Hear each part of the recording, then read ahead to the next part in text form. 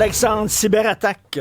Oui, contre un système d'alerte qui est utilisé par plusieurs villes. Bon, si vous n'êtes pas membre de municipalité qui offre là, ce genre de service-là, vous connaissez peut-être pas ça, mais c'est la firme québécoise Guard the World qui, dans le fond, dessert des municipalités au Canada, aux États-Unis, où ça communique avec les citoyens en cas d'urgence. Là. Par exemple, il y a des incendies majeurs, des inondations, des désastres dans tout genre. Bien, on va vous prévenir chez vous. Et là, le problème, c'est qu'il y a des pirates qui sont rentrés dans ce système-là et qui ont réussi, comme d'habitude, à voler les données personnelles des usagers en exigeant une rançon pour qu'on le redonne.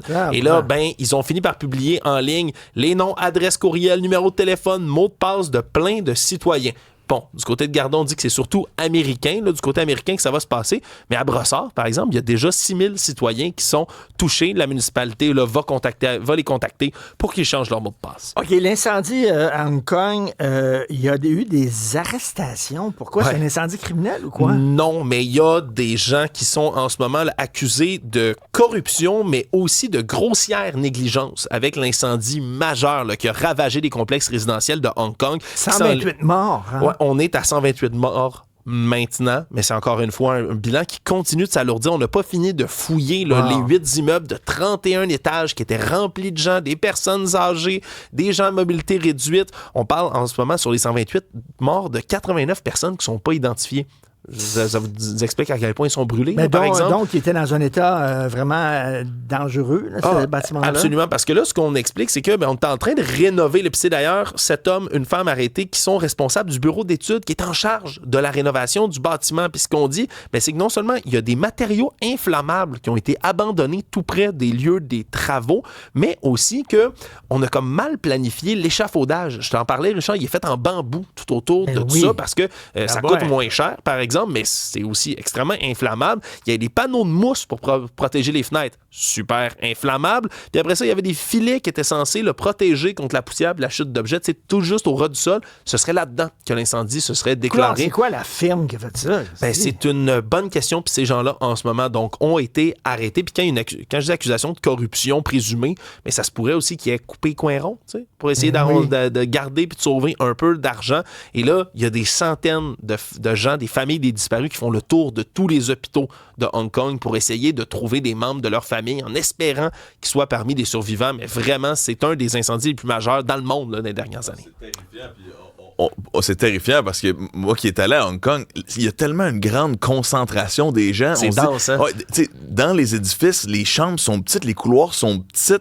J'imagine pas à quel point ça devait être difficile de quitter cet établissement en feu. Est-ce vraiment. Que t'as aimé ça encore? J'ai adoré, là, vraiment. Là. C'est sûr que là, c'est dans d'autres circonstances complètement, mais oui, j'avais tellement l'impression d'être dépaysé. C'était vraiment quelque chose. Je me sentais dans Star Wars. Pour les fans de Star Wars, tu sais, quand ils débarquent dans une nouvelle planète, t'entends toutes sortes de langues que tu connais pas. Il y a comme plein de cultures qui sont mélangées en même temps. Tu te croises une ruelle entre les néons puis les déchets de la veille. C'était vraiment fascinant. En fait, c'est Blade Runner. Oui, absolument. Complètement. Absolument. Là. Vraiment. Ah non, j'aimerais ça aller là, tout à fait. La blonde à Justin Trudeau, ça, c'est Katy Perry. C'est Katy Perry. La blonde à Justin Trudeau, elle a des problèmes avec un vétéran californien. C'est une vieille histoire qui revient parce que ça continue d'être judiciarisé. Ouais, on est en 2020. Katy Perry veut acheter la maison d'un vétéran, Carl Westcott, un vétéran de 85 ans, en Californie. Elle veut l'acheter pour 15 millions de dollars. Le problème, c'est que quelques jours après la signature du contrat, mais l'homme dit « Je veux annuler la vente ». Lui qui est atteint de la maladie de Huntington, une maladie neurologique incurable, il dit « J'ai signé sous l'influence de puissants analgésiques prescrits lors d'une lourde opération au dos ». Mais en 2024, le juge en charge de l'affaire a donné raison à Katy Perry en disant non, il n'y avait aucune preuve que Westcott était bel et bien sous l'influence de ces analgésiques, donc le contrat en question tient la route. Cependant, cette semaine, l'histoire est revenue parce que c'est pas le vétéran qui l'a relancé, c'est la chanteuse, c'est Katy Perry qui a dit bon, j'ai eu gain de cause en 2024, mais je veux des dommages pour la situation en tant que telle. J'ai perdu de l'argent, alors je réclame 3,5 millions de dollars de revenus. Attends une minute. Je pense qu'elle est pas mal plus riche que l'ancien combattant. On c'est s'entend-tu, entre autres là, pourquoi Christy, plusieurs là, personnes se déchirent la chemise sur Internet. Hey, le vétéran qui va mourir dans 2 minutes, là, il a atteint une maladie incurable, il a 85 ans, il a servi le pays. Ouais, elle est loadée aux as.